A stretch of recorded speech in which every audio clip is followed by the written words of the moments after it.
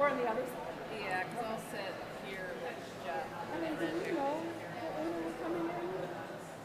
So you're at the podium, like, just one of us doing the stethoscopes. I think in the past you guys have just gone all up together. It's however you want to do it. Like if one wants to be in front of the table, I guess we haven't talked about that. I don't know how you guys did last year. I'll read the names. So you're going to read the names, and then we're just going to stand and switch off. Yeah. Just let me know when to stand. Yeah.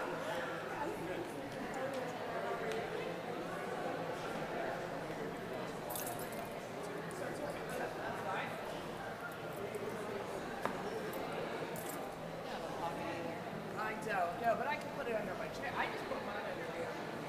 Hopefully it doesn't like. Hopefully it's not right. That's the only thing my fear is. I don't want to be looking at it.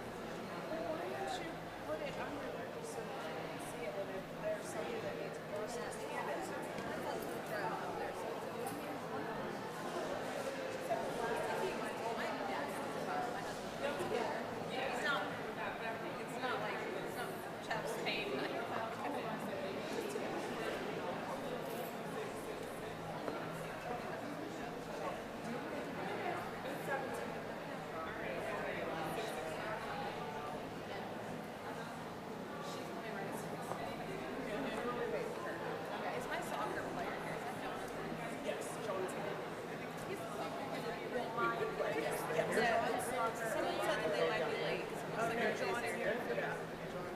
All right, I'm going to tell them what to do. Oh, okay. I'll go turn that fan on. Is it okay to toss this into the podium? Oh yeah, for sure.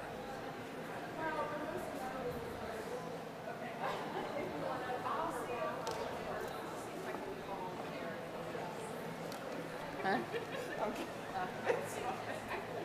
We're just going to be waiting closer to 6. You never know where it'll be when you're waiting for the 6 o'clock lecture. It's a nice day out. Yeah, I have UPMC was the and UPMC first. I have the 2 hospitals under my belt. Yep. I've been with UPMC for the last this is my 19th year at UPMC. Started at the Cleveland Clinic. Yeah, been a nurse leader ever since I came to UPMC. I'm a local guy from around the area. I've been to that multiple times. Well, I'm sorry to hear As a that. patient, but with other people.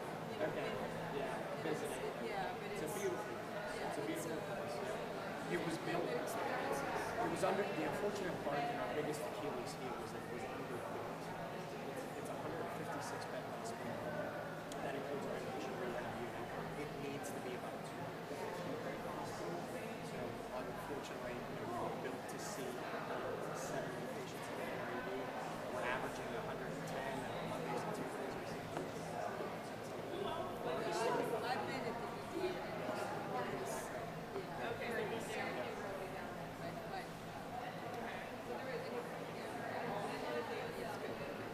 I'm sorry to hear that you have to seek our services, but glad we completely off. I lived in Monroe for almost 30 years and just last summer from here to Jeanette, closer to I did that for a long time. So Yes. Yep. Yeah, I live in Washington County.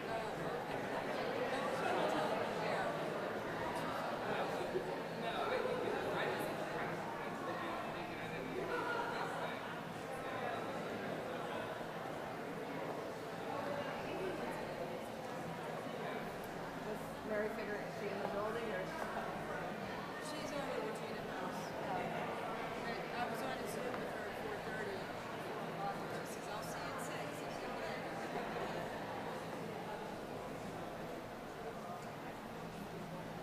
This is our first event too with the doors being locked. So I have downstairs the first floor written in. Oh, that's Just in case. That's right. That's happened before a couple times. That's what I did. Okay, well there is a shooting down. Oh, so I said, That's why we stopped and didn't know where Kate was going out where it was.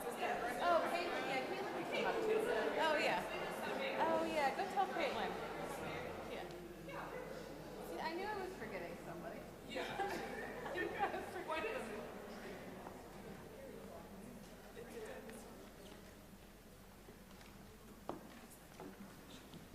We'll be starting in just a couple minutes. We're waiting for one more person.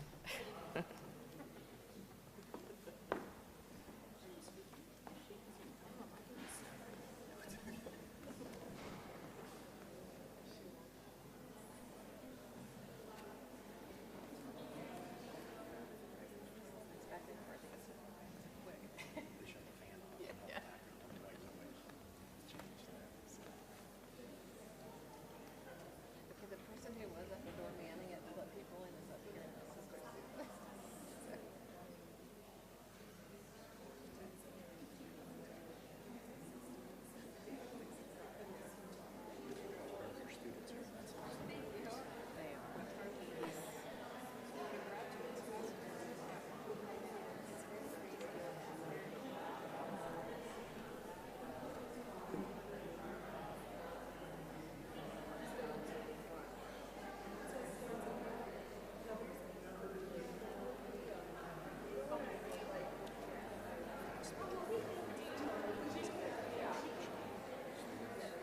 Yes, actually, there's one student a little bit there, but also she's very young still. In the front row, with short hair. And she's in her 20s, but yeah, they're really good.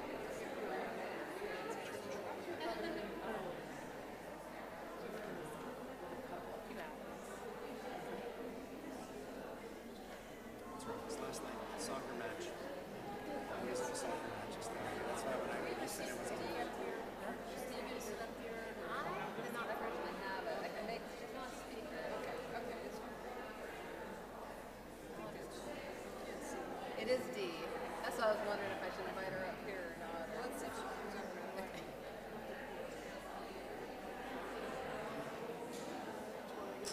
Let's see where she is. She's asking me. She's like, I don't know.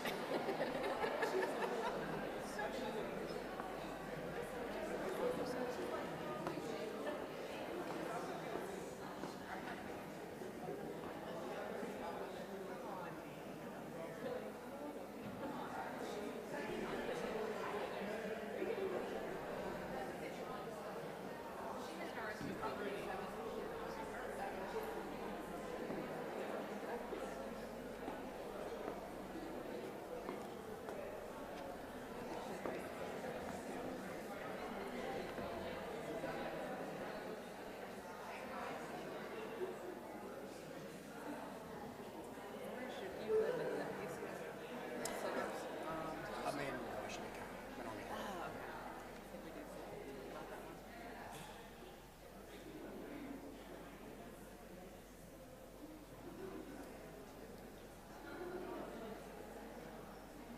Here she is.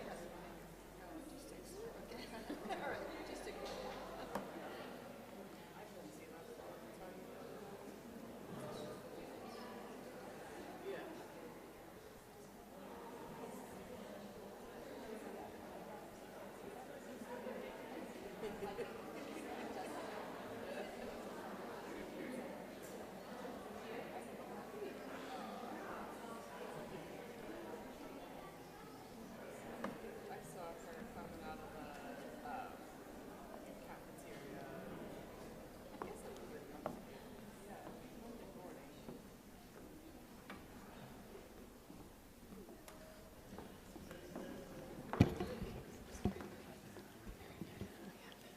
Good evening, everyone.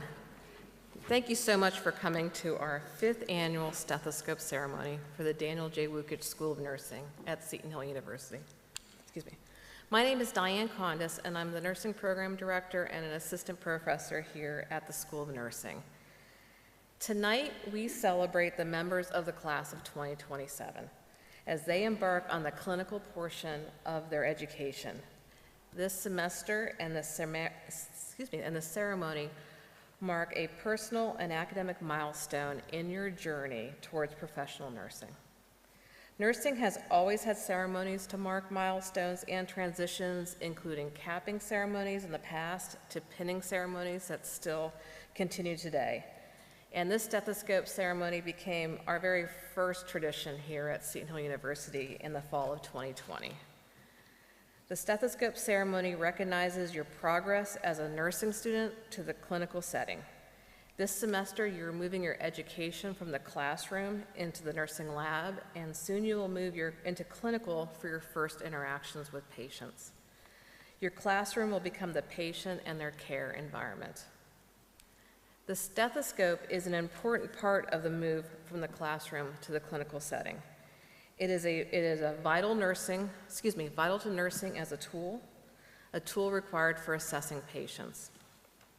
Nurses use stethoscopes on a daily basis to assess vital signs and to complete physical assessment. Technical skill is required for successful use, but critical thinking is also necessary as well. This semester, you will be learning the thinking skills and the hands-on skills to master the use of this tool. A stethoscope is also a tangible symbol of the nursing profession. It is a powerful emblem of trust. Patients will come to rely on you to listen not only to the sounds of their bodies, but also to their fears, their concerns, and hopes. With your stethoscopes, we become not only caregivers, but also confidants, advocates, and sources of comfort. In the coming years, you will witness the whole spectrum of human emotions and experiences: the joy of new life, the relief of a successful surgery, the pain of loss, and the resilience of the human spirit. You will be there in moments of triumph and in moments of despair. It is a privilege to be part of these moments, and it is our duty to carry them with the utmost compassion and professionalism. Let the stethoscope remind you to be committed to providing the best care possible to our patients. In conclusion, today's stethoscope ceremony is not just about receiving a piece of medical equipment. It is about receiving a symbol of our commitment to the well-being of others. It is a reminder of the trust that will be placed in you and the profound impact you will have on the lives of our patients. I would now like to welcome Seton Hill University Provost, Sister Susan Yocum, to offer a prayer.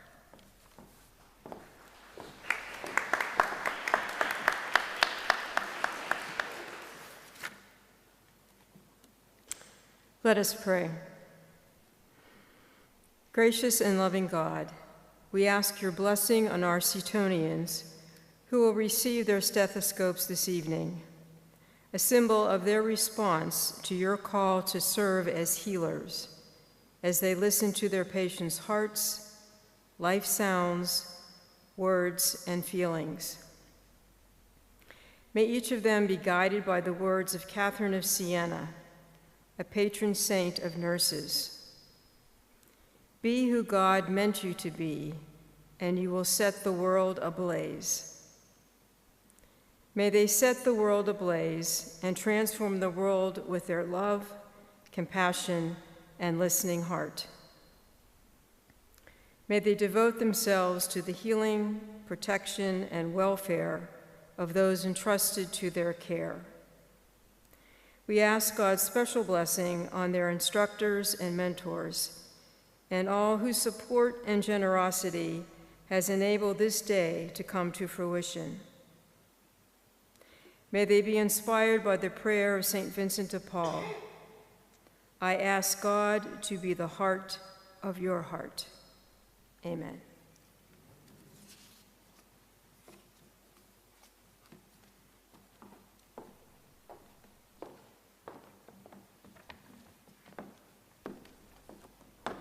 Thank you, Sister Susan.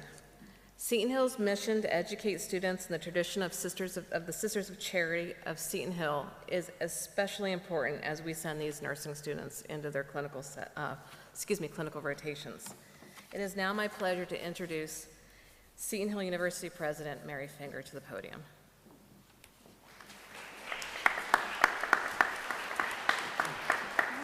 Okay.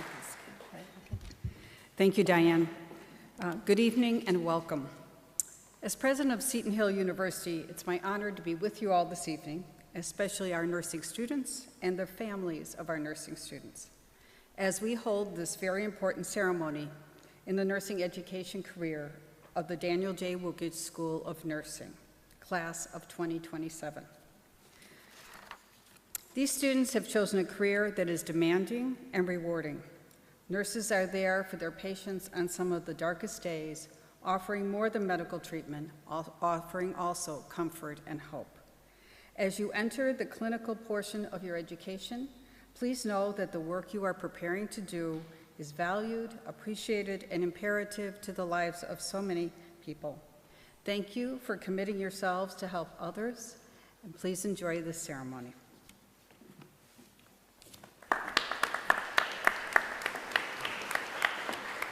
Thank you, Mary. I now have the privilege of introducing tonight's keynote speaker, Jeffrey Alvarez. Jeff is the Chief Nursing Officer and Vice President of Patient Care Services at UPMC East and UPMC McKeesport. He has been a nurse for 24 years and began his career at the Cleveland Clinic in the Coronary Intensive Care Unit before returning to the Pittsburgh region. He joined UPMC in 2005 as a unit director at UPMC Presbyterian. He's held a variety of nursing leadership roles, including unit director of the intensive care unit at UPMC East and director of nursing at UPMC McKeesport. Jeff is a proven leader with an extensive history of improving quality outcomes, increasing patient experience results, fiscal responsibility, and a commitment to developing and supporting his teams. He is committed to using evidence-based processes to drive progress forward. He is a recipient of both an award for commitment and excellence in service and a Cameo of Caring Award in advanced practice. He has had the pleasure to present nationally at the Society of Simulation in Healthcare and Hospital Medicine conferences. He is also a founding member of the Men in Nursing group at UPMC. Jeff earned his bachelor's degree in nursing from the University of Pittsburgh and a master's degree in nursing leadership and education from Carlow University. And he is a board-certified nurse executive. So I want to welcome Jeff and thank him so much for joining us this evening.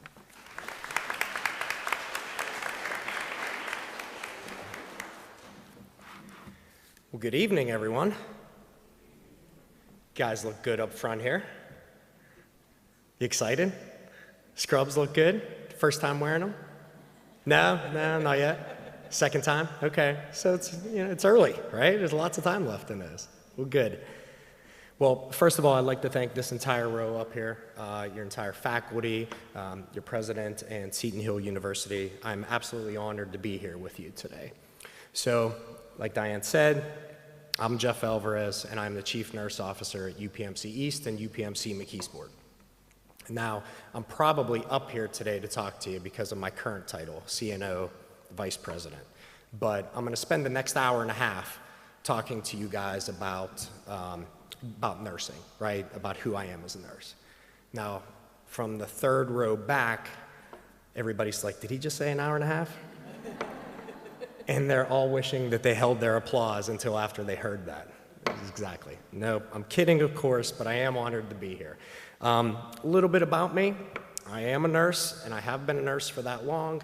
And, it's a little bit nauseating when you hear those things about yourself sitting up here, because if my wife was in the audience, she would have had to excuse herself for a little bit.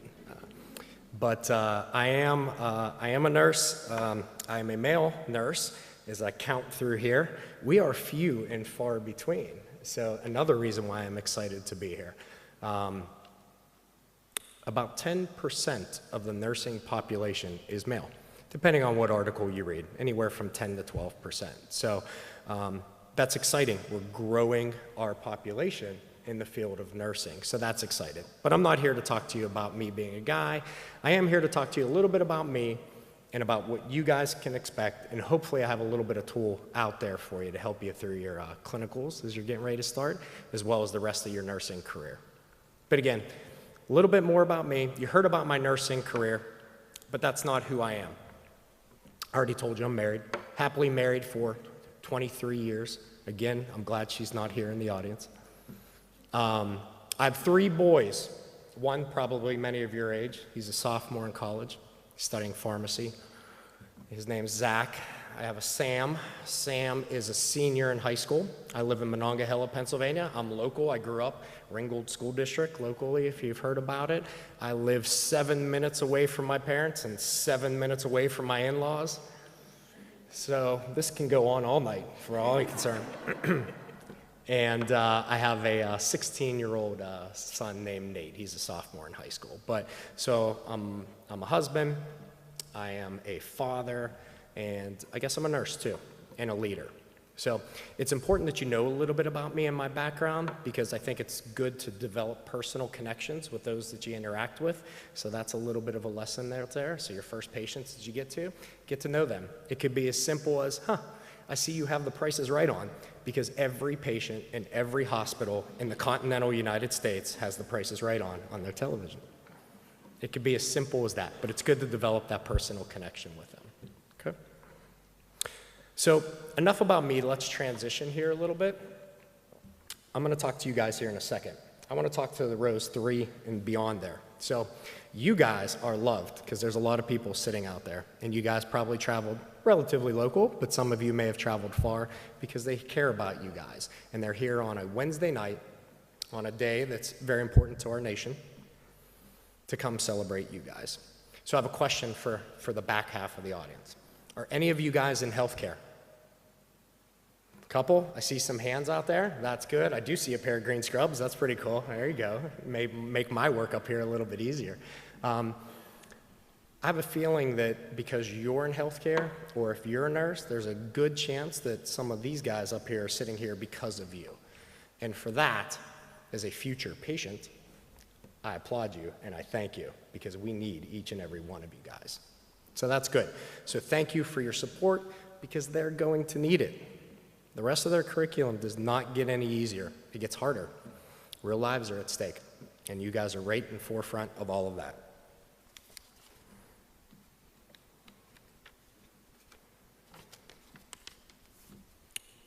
So I want to share a little bit of guidance to you guys by telling you some stories and giving you tricks. I only got 5 of them, okay? So it's real easy. You can count in the back so you know when he's going to wrap this up, okay? So number 1, it's probably one of the easiest ones out here, is I want you to find a mentor, okay? Now, if you Google what's a mentor, it's going to tell you something, and that's fine. I want you to find one of those mentors too.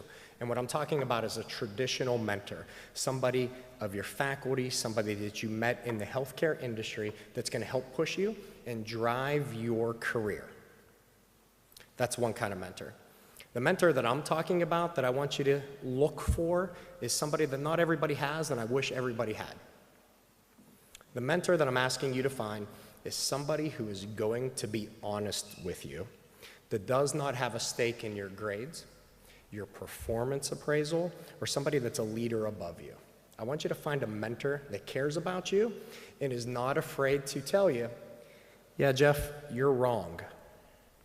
Because that's going to make you better at what you're going to do out there. So find that mentor. My wife is my mentor. Her name is Natalie. I'm not allowed to call her my mentor because I'm not allowed to speak work talk when I'm at home. So she is, only for you guys, she is my mentor, but not to anybody else. But I can run things past her, and she's my better half to say, are you sure you want to go that direction? And it level sets me and it gets me going into the direction that I needed to go in the first place. Find that person. It will be tremendously helpful for you, because you're going to get stressed out and you're going to question a lot of things about your pathway, and that person's really going to help you. So that's number 1. Find that mentor. It could be somebody sitting behind you, but it should be somebody, it can be somebody in nursing. It doesn't have to be outside of it, but somebody to hold you accountable and think differently. Number 1, find a mentor. Number 2, as you get ready to start your clinicals, I want you to set a shift goal. So what time did clinicals start? 6-ish a.m.? Boy, who created these schedules? Holy cow, 6 a.m. Jeez, oh man. College kids getting up at 6 a.m. Good luck, you guys. Good luck. Good luck. All right, so your clinical is going to start around that time. You're going to hear a report from the previous shift along with the nurse that you're paired with and your clinical instructor. And you're going to set a goal. Because in nursing, you have good days and bad days. And you're going to learn that sometimes your shift goal is, my patient's going to stay alive from the moment that I take control to the moment that I leave this hospital. Now, as grim as that sounds, Sometimes that's how sick your patients are when you provide them care. That's what you signed up for. That's what I hope you provide care to for myself and anybody up here, as well as anybody behind you there, okay? So set a goal. It could be that, I want their cardiac output to be a little bit better, 2 points better than when I started the shift, because I'm gonna do this, this, and this. Set that goal, because that's your goal that's gonna make you drive home, not in tears, but happy for the day, okay? That's number 2, set a goal. Number 3, and probably the hardest one out here, is iron your scrubs. Look professional, okay? You get one chance to make a first impression. So if you roll out of bed because your uniform is balled up into the corner from the previous clinical shift you had and you forgot to take it out and you were up a little bit too late and you gotta be at UPMC East or UPMC McKeesport at 6 a.m., then you want to look professional because you are judged before you even walk into that room or before you even say a word. So do something very easy. Again, not easy, but you want to make sure that you look good. And if you don't have an iron or an ironing board, then do what's very popular in my house, and that's the wrinkle release setting on the dryer. Works like a charm. I got 3 boys that use it that looks like it's going out of style. Okay? All right, number 4, and this one's gonna be hard for you, but it's gonna help you not only in your early stages of your clinical, but for the rest of your life. And this one's called estimate with cushion. Okay, Jeff, what the heck does that mean? Okay, so we talked about perception of what you look like when you go into a room, okay? So let's talk a little bit more about the perception that you give to patients by the words that come out of your mouth. At some point, very early on in your career or your clinicals, the patient or the family member is gonna say, how long will that take? Right? Get into an ED, you've already been there for 5 hours. How long will that take? Well, every bone in your body is gonna wanna make you, okay, what am I gonna say here that's gonna make them feel the best? And you are going to underestimate that. And you're gonna be like, oh, this should be back in 15 minutes, okay? But guess what? It comes back in 20 minutes. But you told somebody and their loved one that has nothing better to do than stare at that clock that strategically is right in front of them. Why do we do that in a hospital setting? Why do we put the clock right in front of them, right? It's either that or watch The Price is Right. That's the only 2 options that you have in a hospital. So they're gonna count every second for that. So if you let them down, okay, then you lost their trust and you lost their faith, okay? So if, as an example that's completely unrelated to healthcare and to give you, to maybe put a little bit more, of what I mean behind this. Give me a restaurant, favorite restaurant. Just scream it out, favorite restaurant. What is it? What's it called? Chili's. Chili's, seriously, Chili's is the favorite restaurant? The baby back, baby back, baby back. That Chili's? Oh my goodness, all right. We gotta look at this evaluation process for admission here. Chili's, okay, we'll use Chili's, okay? You go to your favorite restaurant, Chili's, okay? And you go to the hostess stand and they say, okay, it's going to be 30 minutes for you to get a table. You're like, all right, sounds good. Here with 10 people, we'll wait 30 minutes and we'll go sit down, okay? 30 minutes goes by. You're watching everybody else that gets called up there. And I think in about 31 minutes, and I know many of you are guilty of this, what do? You're up at the hostess stand and say, hey, Alvarez, party of 5, like you told me 30 minutes, where am I out on the list? And why do we do that? Because we feel forgotten about.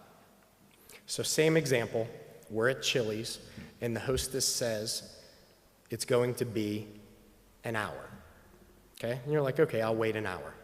And they seat you in 45 minutes. How do you feel then? Look at that. All right, that was much better than I thought. Makes you feel better about waiting 45 minutes for a table, right? And in the first example, you still got seated in 45 minutes, all right? So give that estimate to them in an area that's, they call it under promise and over deliver, Okay, that's the rule for that one. Do you know who are masters at that? Under promise and over deliver? Walt Disney World. They do it all the time. You go wait in line for Space Mountain, they're like, from this point, it is 4 hours. And it's Disney, so we all wait in line at Disney because we're there, because it cost us a mortgage of our home. And we go to Disney and we're like, wow, I got out of that line in 2.5 hours. That's amazing. They just made you feel good about waiting in line for 2.5 hours in 100-degree weather in August. That is not a personal story. So that's number 4. Estimate with cushion. It will help you out.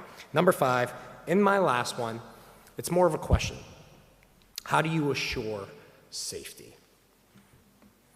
How do you know that the care you're giving is the right care?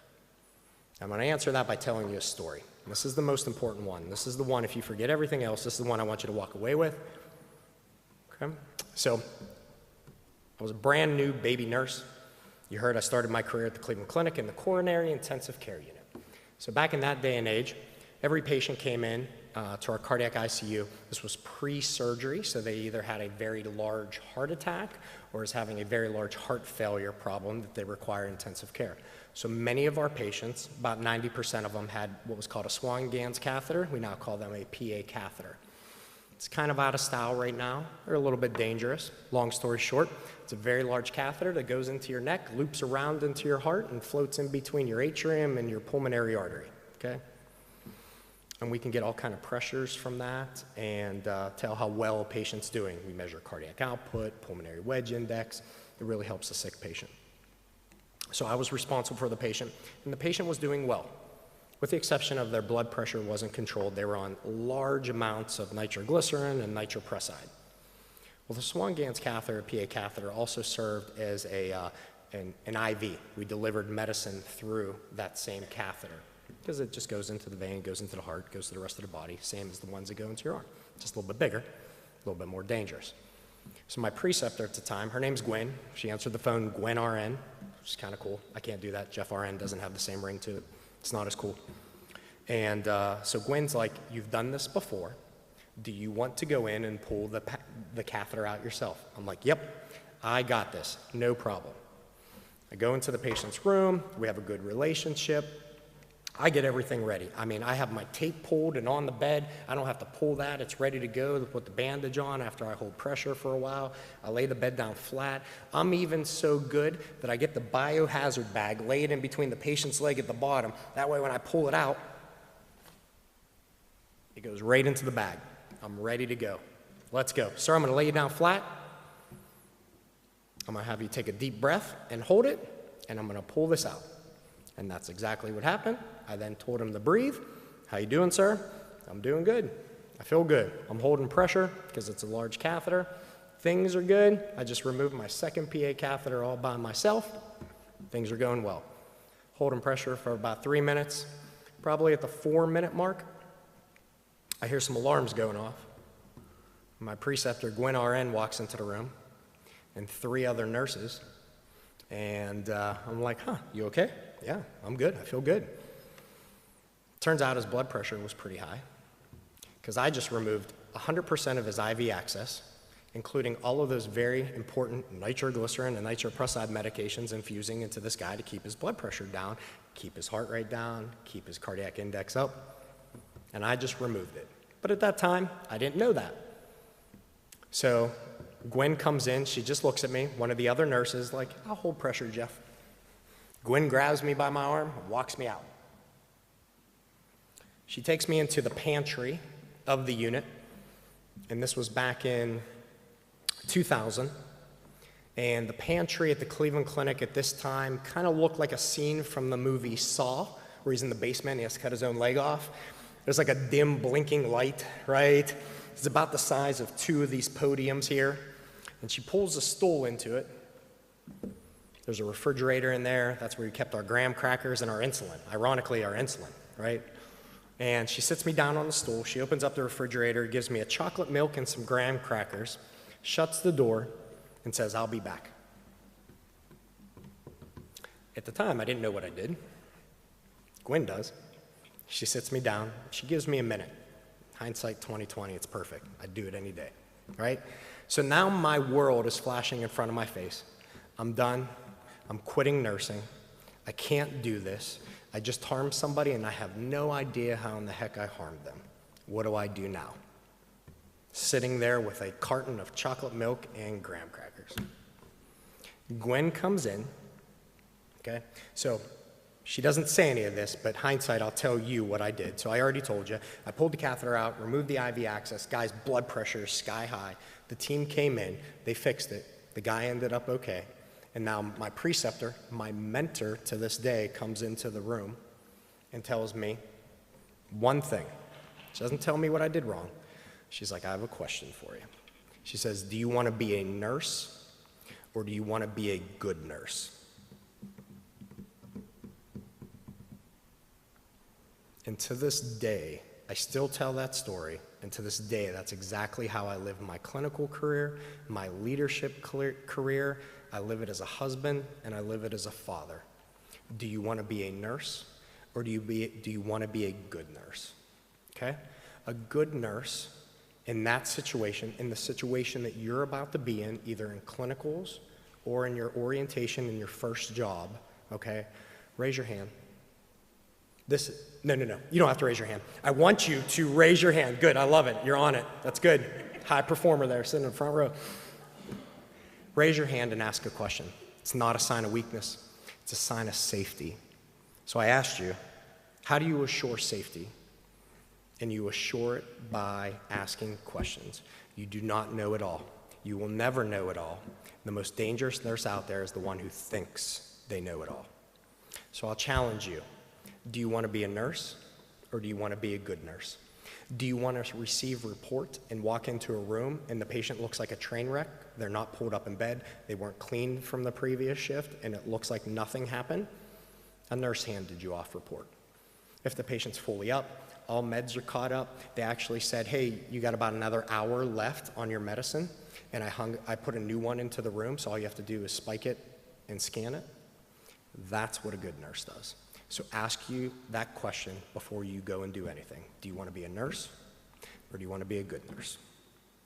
And with that, I can't thank you guys enough for having me here today. I hope you learned something. If not, don't tell anybody.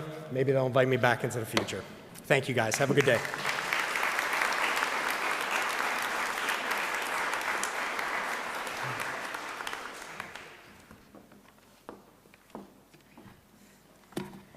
Thank you, Jeff. I hope you guys found those words very inspiring for you as you enter the profession as well. So now please welcome me in welcoming the nursing faculty, Carrie Slagle, Tara Phillips, and Andrea Berry. And they're going to help us here in a moment to hand out the stethoscopes to each of you. So as I call out your names, I'm going to have you walk up on the stage using those steps here. You'll stop at the table, and they're going to give you your stethoscope, and then feel free to walk by the other leaders here at the table to greet them as they leave as well. And so then you guys can exit the stage down this opposite set of steps. So class of 2027, welcome to the clinical setting of your nursing program. So Ariel Brown.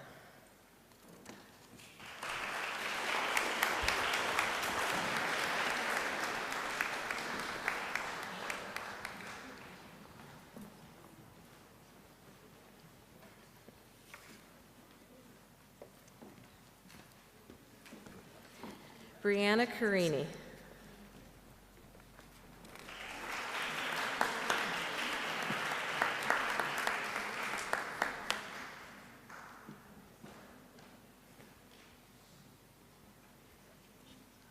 Angelina Clawwater.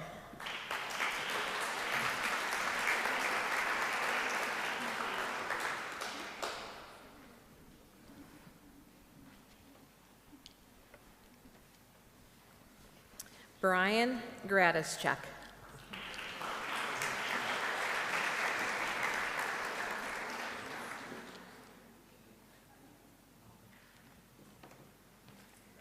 Brianna Ginther.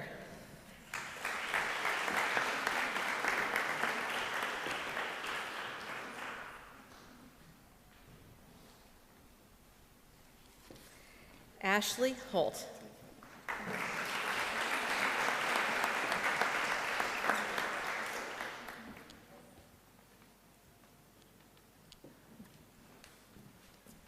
Olivia Kostelik.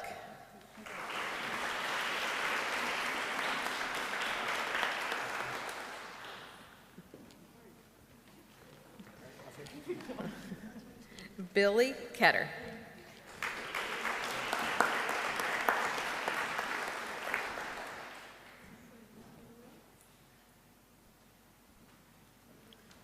Jonathan Leary.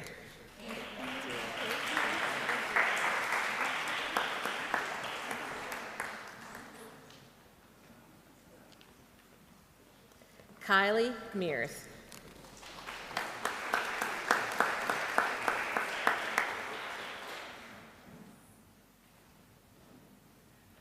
Mackenzie Mears.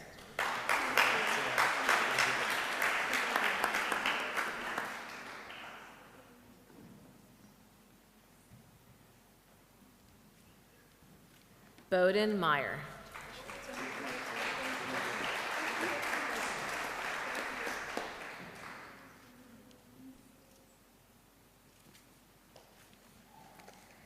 Lydia Nguyen.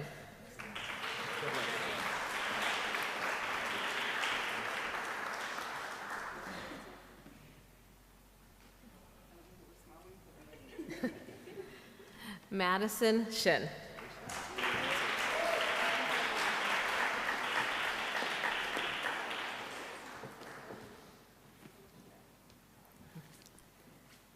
Sophia Shi.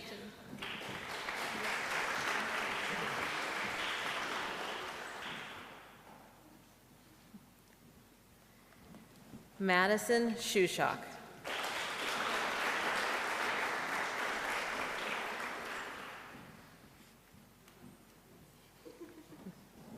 Caitlin Snyder.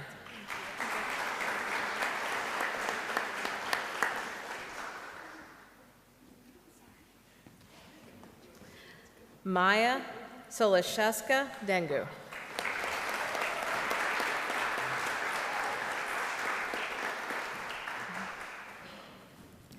Juliet Vibro.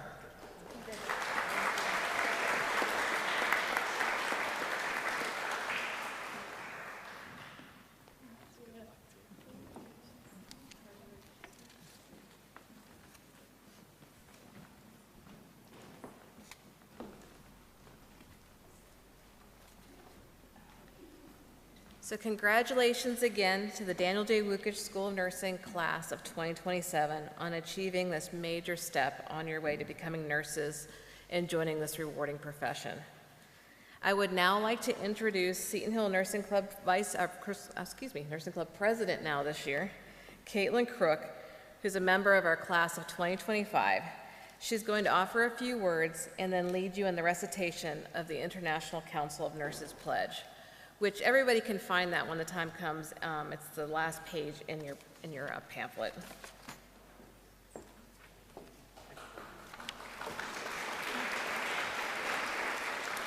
Good evening. It is a privilege to serve as the president of the Seton Hill University Nursing Club and to offer remarks to the class of 2027 of the Daniel J. Wukich School of Nursing on this important milestone in their nursing education. You are about to take an exciting step forward on your path to becoming nurses. Just 2 years ago, I sat in the same seats you all are in right now, receiving my stethoscope in this ceremony. A stethoscope is not just a medical device, but a connection from you to your patients that you will recognize through your clinical experience and within your future careers. It has enabled my classmates and I to apply what we are learning in the classroom to the healthcare setting. I hope each of you take the time to learn from the healthcare professionals you will encounter in the field throughout your time at Seton Hill and ask questions when an opportunity arises. Before we conclude, I would like to lead the members of the class of 2027 in reciting the International Council of Nurses Pledge, which serves as a reminder of our responsibilities as we enter this profession. Will the class of 2027 please stand and recite the pledge, which can be found in your program? In full knowledge of the obligations I am undertaking, I promise to care for the sick with all the skills and understanding I possess, without regard to race, creed, color, politics, or social status, sparing no effort to conserve life, to alleviate suffering, and to promote health. I will respect at all times the dignity and religious beliefs of the patients under my care, holding in confidence all personal information entrusted to me and refraining from any action that might endanger life or health. I will endeavor to keep my professional knowledge and skill at the highest level and to give loyal support and cooperation to all members of the healthcare team. As a nurse, I will practice with moral courage and agency to provide a native person-centered care to all populations. I will do my utmost to honor the International Code of Nursing Ethics and to uphold the integrity of the professional nurse. Congratulations, class of 2027.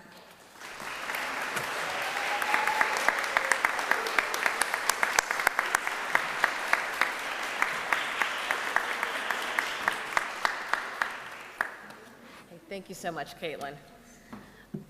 I also want to thank President Finger, Sister Susan Yocum, and Jeffrey Alvarez, our keynote speaker, for their time with us tonight. Thank you especially for all the inspiration that you provide to our students. And again, I congratulate the class of 2027 and their families. I invite everyone to join us for a small reception here in Cecilian Hall, which will begin now at the ending of the ceremony. So, welcome to Seton Hill, and I hope you enjoy your time here.